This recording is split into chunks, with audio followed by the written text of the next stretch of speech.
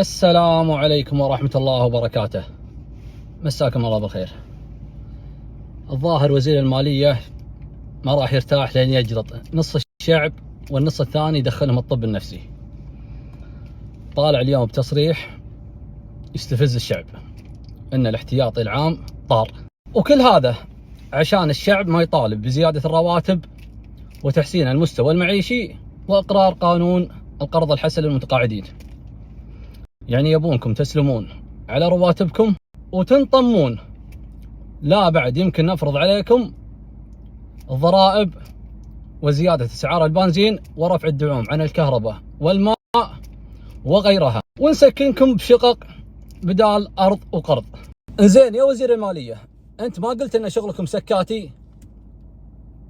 ولما طار الاحتياطي العام طلعت ونطقت، كان كملت سكوتك بدال لا تطلع بخبر تغث الشعب.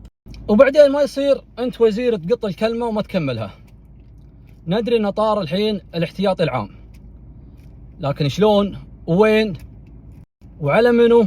لكن المفروض مو الاحتياطي العام هو اللي يطير، المفروض انت يا وزير المالية اللي تطير. لكن صح نسيت، انا اسف. هذا كله بسبب مجلس الامة، مو بسببكم.